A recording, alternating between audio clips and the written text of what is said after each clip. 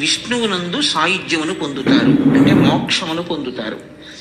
అది వెంకటేశ్వర స్వామి వారిని ప్రత్యక్షముగా పూజించగలగడం. అంటే ఆయనని ఒక మూర్తిలోకి ఆవాహన చేసి, అది ఫోటో అన్న భావనతో, అది ఒక మూర్తి అన్న భావనతో కాకుండా ఈయనే శ్రీ వెంకటేశ్వరుడన్న భావనతో సేవించగలుగుట. రెండవది ఆయనను స్మరించుచుండుట. వెంకటేశ్వరుని గురించినటువంటి స్మరణ, అందుకే స్మరణాత్ ఇష్టవర్షిణం. ఆ క్షేత్రం గురించి కానీ ఆయన గురించి కానీ స్మరణ చేసినంత మాత్రం చేత కోరికలు ఈడేరుతాయి. కాబట్టి స్మరించుట. 3, ఏ పని చేస్తున్నా ఇది వెంకటేశ్వర స్వామి వారి కార్యం అనుకుని చేస్తూ ఉండడం. అలా అనుకుని చేసేటప్పుడు ధర్మ వ్యతిరేకమైన కార్యం చెయ్యడానికి అసలు మీ మనసు మిమ్మల్ని అనుమతించదుగా. కాబట్టి ఏ కార్యం చేస్తున్నా ఇది వెంకటేశ్వర స్వామి వారి కార్యాన్ని నేను చేస్తున్నానన్న భావనతో చెయ్యడం.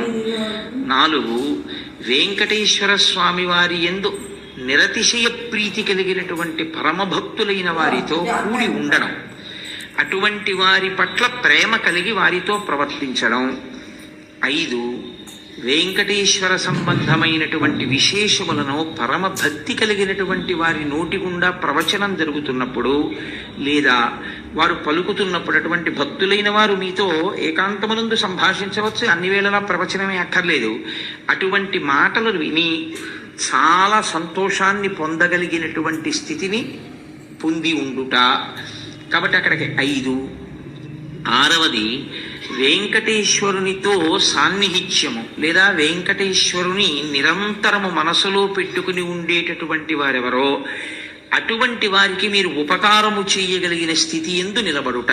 అంటే ఆయనకి మీ వలన ఉపకారము కావాలని కోరుకున్నవాడు కాడు, కానీ మీరు ఇది మనం చేస్తే బాగుంటుంది అని మీ వలన ఒక్క చిన్న ఉపకారం ఆయన పొందాడు అనుకోండి, శ్రీ వెంకటేశ్వరుడు ఎంతో ప్రీతి పొందుతాడు అని స్కాంద పురాణం నిరూపణం చేస్తోంది.